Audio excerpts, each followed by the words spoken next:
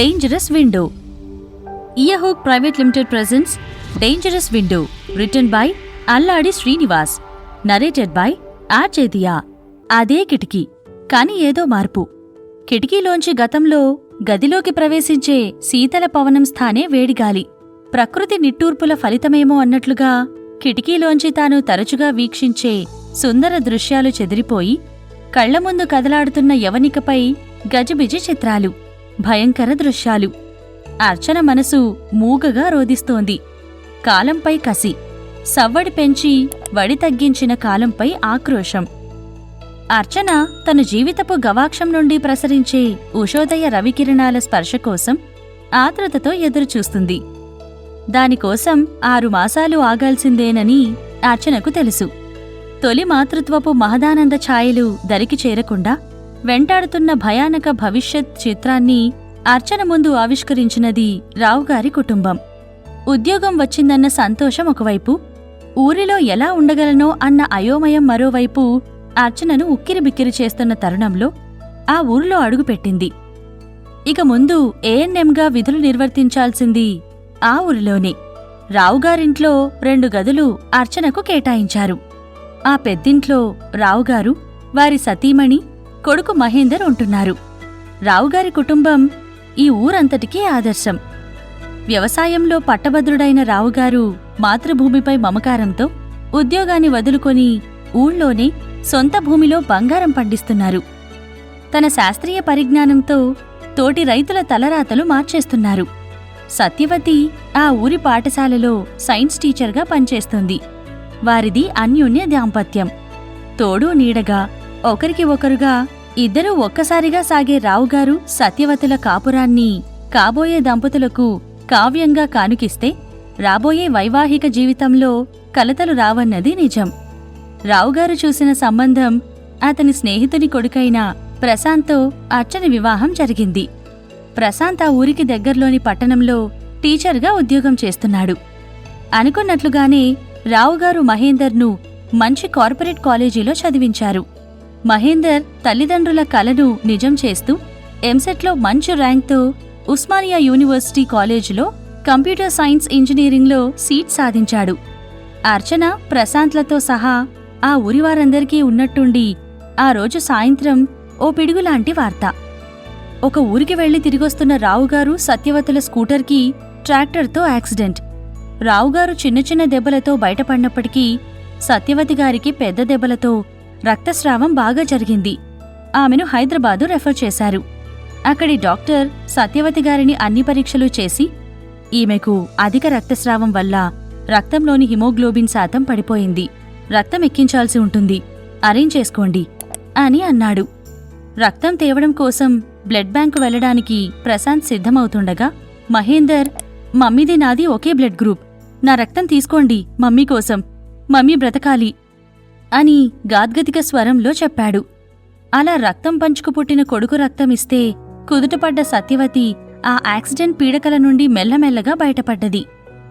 అంటే మీరు కాస్త రెస్ట్ తీసుకోవాలి, రక్తం బాగా పోయిందిగా, రికవరీకి చాలా టైం పడుతుంది అని అర్చన చెప్పినప్పుడు, నాకు ఎక్కించింది మామూలు రక్తం కాదమ్మా, హిమోగ్లోబిన్ కన్నా గొప్పదైన మా బాబు ప్రేమ కలిసిన రక్తం, నాకేం కాదులే అని సత్యవతి ధీమాగా సమాధానమిచ్చింది.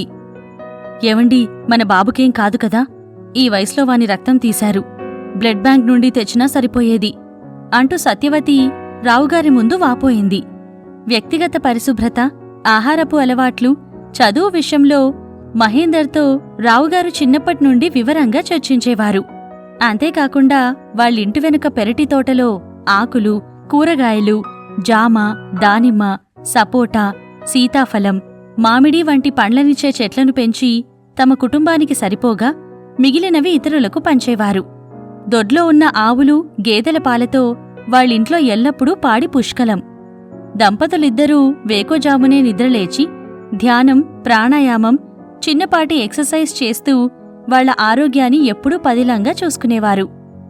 అలాంటి ఆదర్శ దంపతుల జీవిత చక్రగమనాన్ని నిర్దయగా ఆపి మరణశాసనాన్ని లిఖించిందెవరో, ఆప్యాయత అనురాగాల్ని పంచిన ఆ ప్రేమమూర్తుల గుండెల్లో విషాన్ని చిమ్మిన ఆ కసాయివాడెవడో. 5 సంవత్సరాల తరువాత ఓ సాయంత్రం అర్చన అప్పుడే డ్యూటీ నుండి తిరిగొచ్చింది. అమ్మా అర్చన, నాకు జ్వరంగా ఉంది, ఓ టాబ్లెట్ ఇవ్వవూ అని సత్యవతి అర్చన పోర్షన్లోకి ఎంటర్ అవుతూ అడిగింది. అయ్యో, మీకు జ్వరమా? ఈ 6 సంవత్సరాల కాలంలో మీరు నన్ను మందులు అడగడం ఇదే మొదటిసారి అని అర్చన బాధపడింది.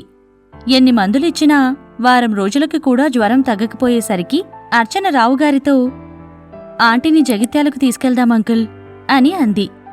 జగిత్యాల ఏరియా హాస్పిటల్లో సివిల్ సర్జన్గా పనిచేస్తున్న డాక్టర్ అశోక్ కుమార్పై అర్చనకు అపార నమ్మకం. అతను అర్చన పనిచేస్తున్న చోటే మెడికల్ ఆఫీసర్గా పనిచేసి ప్రమోషన్పై జగిత్యాలకు వెళ్లాడు. రోగమొకటి మందొకటి కాకుండా సిమ్టమాటిక్ ట్రీట్మెంట్తో రోగుల పాలిట దేవుడిగా పేరు తెచ్చుకున్న డాక్టర్ అతను. అర్చన సత్యవతిని చూపి ఇదివరకు వాడిన మందుల గురించి చెప్పింది డాక్టర్తో. రక్త పరీక్ష, మూత్ర పరీక్ష చేయించి రిజల్ట్స్ చూసి మందులు రాసిచ్చి చెప్పాడు అశోక్ కుమార్. వారం కోసం మందులు రాశాను, వాడిన తర్వాత మళ్లీ రండి అని చెప్పాడు. అలా వారం వారం మందులు మార్చుతూ 3 వారాలైనా జ్వరం తగ్గకపోగా దేవతలాంటి సత్యవతి రూపం కళావిహీనంగా తయారయింది. అశోక్ కుమార్ అనుభవాన్ని రంగరించి ఆలోచిస్తున్నప్పటికీ సత్యవతిని పీడిస్తున్న రుగ్మత అతన్ని ఛాలెంజ్ చేస్తున్నట్లు అనిపించింది. ఆకలి మందగించడం, బరువు తగ్గడం, జ్వరం అసలే తగ్గకపోవడం లక్షణాలన్నీ అతన్ని ఓ నిర్ణయం తీసుకునేలా చేశాయి. అర్చనను గదిలోకి పిలిచి ఇలా అన్నాడు. సత్యవతి గారికి ఒకసారి హెచ్ఐవి టెస్ట్ చేయిద్దాం, ఆమెకు చెప్పకుండానే అని అన్నాడు. అది వినగానే అత్యంత చేదైన విషం మింగినట్లు వివర్ణమయ్యింది. సత్యవతి నోడల్ టీచర్గా సెలెక్ట్ అయ్యి స్కూల్లో హెచ్ఐవి, ఎయిడ్స్ పాఠాలు చెప్పి వివిధ రకాలైన అవగాహన కార్యక్రమాలు నిర్వహించినందుకు ప్రభుత్వం గుర్తింపు పొంది ఈ సెప్టెంబర్ 5న సీఎం నుండి బెస్ట్ టీచర్ అవార్డు తీసుకుంది. అది గుర్తుకు వచ్చిన అర్చన మనసు కల్లోల సంద్రమయ్యింది. తమాయించుకొని డాక్టర్తో అంది, ఆమె నిప్పు సార్ అని. కాదనను, కానీ తప్పదు అన్నాడు డాక్టర్. రొటీన్ టెస్ట్ లాగే బ్లడ్ కలెక్ట్ చేసుకుని టెస్ట్కి పంపారు. షాక్. అర్చనతో సహా డాక్టర్ మొహంలో కూడా నెత్తురు చుక్కలేదు. HIV-1 and HIV-2 reactive. అదెలా సాధ్యం? మళ్ళీ ఓసారి టెస్ట్ చేయించమనండి డాక్టర్. ఇంపాసిబుల్, ఆమెకు పాజిటివ్ ఉండడమేంటి? ప్లీజ్ సార్ అంటూ షాక్ నుండి తేరుకున్న అర్చన డాక్టర్ను ప్రాధేయపడింది. ల్యాబ్ టెక్నీషియన్ను పిలిచి విచారించాడు డాక్టర్. ట్రైడాట్ మెథడ్లో టెస్ట్ చేశాను, 3 సార్లు చూశాకే రిజల్ట్స్ ఇచ్చాను సార్ అని చెప్పాడు ల్యాబ్ టెక్నీషియన్. తన హృదయపు గదుల్లో భద్రంగా దాచుకున్న బంగారానికి చెదపడుతున్న ఫీలింగ్ అర్చనలో. మదిలోతుల్లో పేలిన అగ్నిపర్వతపు లావాజ్వాలాల్ని చల్లార్చుటకు ఉప్పొంగిన గంగ అర్చన నేత్రాల నుండి ఉబికి పారుతోంది. ఇప్పుడెలా డాక్టర్? హృదయపు బరువును భరించలేని స్థితిలో అర్చన అన్నది. వెస్టర్న్ బ్లాట్ మరియు పాలిమరేజ్ చైన్ రియాక్షన్ టెస్ట్ల ద్వారా కన్ఫర్మ్ చేసుకున్నాక ఆలోచిద్దాం. అంతవరకు వాళ్లకేమీ చెప్పవద్దు అని అన్నాడు డాక్టర్. అర్చన ప్రశాంత్తో కూడా ఈ విషయం చెప్పలేదు. హైదరాబాద్ వాళ్లతో సహా వెళ్లి టెస్ట్ రిజల్ట్స్ ఉన్న సీల్డ్ కవర్తో డాక్టర్ అశోక్ కుమార్ ముందుంది అర్చన. సార్, నేను టెన్షన్ని తట్టుకోలేకపోతున్నాను, ప్లీజ్ తొందరగా ఓపెన్ చేసి ఆంటీకి హెచ్ఐవి లేదని చెప్పండి అని అంది అర్చన. కవర్ విప్పి ఆ పేపర్స్ వంక తీక్షణంగా చూశాడు ఆ డాక్టర్. తొందరగా చెప్పండి సార్, ప్లీజ్ అంటూ ఆతృతగా అడిగింది Archana. Sorry Archana, it's unavoidable truth. She got positive and it is in the position to convert into AIDS. CD4 count అదే చెబుతుంది అని టెస్ట్ ఫలితాల సారం విప్పి చెప్పాడు డాక్టర్. డాక్టర్ ఛాంబర్లో అశోక్ కుమార్, సత్యవతులు మాత్రమే కూర్చున్నారు. డాక్టర్ గారు, నా మనసేదో కీడు శంకిస్తుంది. అసలు నాకేమైందో నిజం చెప్పండి. నాకు హెచ్ఐవి టెస్ట్ చేయించారు కదూ, అదే నిజమైతే రిజల్ట్ ఏంటి అని అడిగింది సత్యవతి. అంత డైరెక్టుగా సత్యవతి అలా అడిగేసరికి ఏం సమాధానమివ్వాలో అర్థం కాక శతమతమవుతున్న డాక్టర్ పరిస్థితిని గమనించిన ఆమె, ఫలితం ఎలాంటిదైనా తట్టుకునే శక్తిని నా గుండెల్లోకి పంప్ చేసిన తర్వాతే అడుగుతున్నాను, చెప్పండి అని అంది సత్యవతి. సారీ అండి, చెప్పక తప్పడం లేదు. మీ రక్తంలో వైరస్ ఉన్నట్లు తేలింది అన్నాడు డాక్టర్ అశోక్ కుమార్. గుండెలో ఏకకాలంగా 1,000,000 గుణపాలు దిగిన ఫీలింగ్. సత్యవతి తాను విన్నది నిజమేనా అన్న అయోమయ స్థితిలో నిస్తేజమైన ముఖంతో మళ్లీ డాక్టర్, మీకు హెచ్ఐవి గురించి తెలుసనుకుంటా, అలాగే అది సంక్రమించే మార్గాలు అంటూ అడిగాడు. సత్యవతి బలవంతంగా గొంతు పెగిల్చుకొని, అవును తెలుసు, కాని వాటిలో మొదటి మార్గమైన లైంగిక సంబంధం ద్వారా నాకు సోకే అవకాశం ఏ కోసానా లేదు అని అంది. ఎలా చెప్పగలరు అని అడిగాడు డాక్టర్. నాకు నాపైన పూర్తి విశ్వాసం, అలాగే మా వారిపై నాకంటే 100 రెట్ల నమ్మకం అంది సత్యవతి. ఈ 10 సంవత్సరాల్లో మీకెప్పుడైనా రక్తం ఎక్కించడం జరిగిందా అని అడిగాడు డాక్టర్.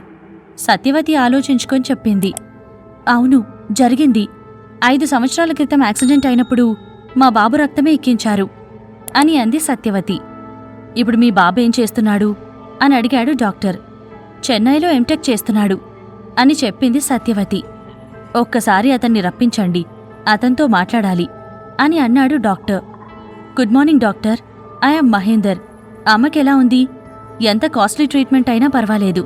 హైదరాబాద్లో ఎవరైనా మంచి డాక్టర్ అడ్రస్ చెప్పండి, నేను తీసుకెళ్తాను అని కంగారుగా అన్నాడు మహేందర్. ఓకే మిస్టర్ మహేందర్, ఏం తీసుకుంటారు?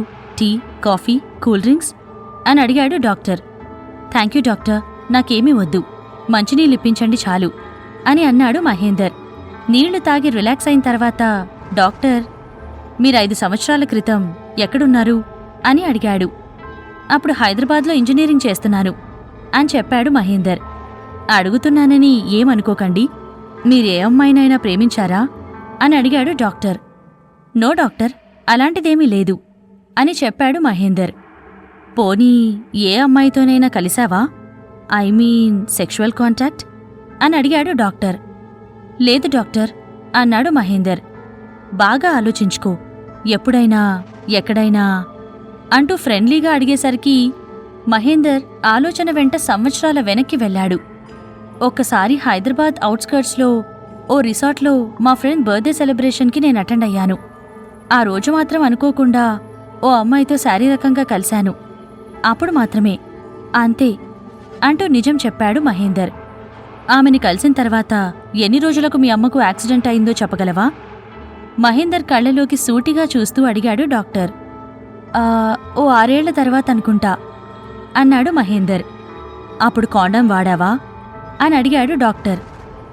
లేదు అంటున్న మహేందర్ మదిని మెల్లమెల్లగా అనుమానపు నీడలు ఆశాంతం ఆక్రమించుకుంటున్నాయి. ఆ సందిగ్ధ స్థితిలో, అయినా ఇదంతా ఎందుకడుగుతున్నారు? ఆ అమ్మాయి మొన్నీ మధ్యే కనపడింది, పెళ్లి చేసుకుంది, 2 పిల్లలు, చాలా హెల్దీగా ఉంది. ఇప్పుడు కూడా మహేందర్ ఎక్స్ప్లెనేషన్ ఇచ్చాడు. Okay Mahender, will meet again అన్నాడు డాక్టర్. డాక్టర్ అశోక్ కుమార్ ఆలోచనలు ఓ ఆకృతి దాల్చాయి. బహుశా ఆ అమ్మాయి నుండి మహేందర్కు హెచ్ఐవి సోకి ఉండొచ్చు. 6 ఏళ్ల తరువాతే తల్లికి రక్తమార్పిడి జరిగిందంటున్నాడు. అనగా అతని రక్తం విండో పీరియడ్లో ఉందేమో. కాబట్టి రక్తమెక్కించే ముందు చేసిన హెచ్ఐవి టెస్ట్లో నెగటివ్ వచ్చి ఉండొచ్చు. ఈ అనుమానాలన్నీ తీరాలంటే మహేందర్కు హెచ్ఐవి టెస్ట్ చెయ్యాలి అని అనుకున్నాడు డాక్టర్. అర్చనను పిలిచి ఇదంతా వివరించాడు. మహేందర్కు టెస్ట్ చేసిన తర్వాత తెలిసింది అతను హెచ్ఐవి పాజిటివ్ అని. అలాగే రావుగారికి కూడా. అర్చన అడిగింది, విండో పీరియడ్ అంటే ఏంటి సార్ అని. ఒక మనిషి శరీరంలోకి వైరస్ ప్రవేశించిన తర్వాత దాని యాంటీబాడీస్ తయారయ్యేందుకు పట్టే కాలం. అది హెచ్ఐవిలో 3 నుండి 6 నెలలు అని చెప్పాడు డాక్టర్. మరి మహేందర్ ఆరోగ్యంగానే కనిపిస్తున్నాడు కదా సార్ అని అడిగింది అర్చన. అవునమ్మా, హెచ్ఐవి పాజిటివ్ ఉన్నప్పటికీ ఆరోగ్యంగా ఉండే ఆ దశని అసిమ్టమాటిక్ ఫేజ్ అంటారు. అనగా రోగ లక్షణాలు బయటపడని దశ. అది 3 నుండి 12 సంవత్సరాలు, కొందరిలో ఆ పైన కూడా ఉండవచ్చు అని అన్నాడు డాక్టర్. అయితే వారెన్ని సంవత్సరాలు బ్రతుకుతారో చెప్పగలరా అని అడిగింది అర్చన. యాంటీ రీట్రోవైరల్ డ్రగ్స్, మంచి పోషకాహారం, ప్రేమ, ఆప్యాయతలతో వారిని మరిన్ని ఏళ్లు బ్రతికించవచ్చు అని చెప్పాడు డాక్టర్. ఒకరు చేసిన తప్పు ఆ పచ్చని సంసారంలోని 3 బలికోరిన తీరు అర్చనను ఆందోళనకు గురిచేసింది. ఆ ఆందోళనలోనే గర్భవతిగా ఉన్నప్పుడు గైనకాలజిస్ట్ సలహా మేరకు అర్చనకు రక్తమెక్కించారు. 6 నెలల తర్వాత ఆ టెస్ట్ ఫలితం తెలిసాక అర్చనలో అప్పుడే తొలి మాతృత్వపు మహదానంద ఛాయలు వెల్లివిరిశాయి. This has been a Earhook private limited production of dangerous window, written by Alladi Srinivas, narrated by RJ Diya, producer Earhook private limited. Editor Gautam CH. Production copyright 2022 by Earhook Private Limited.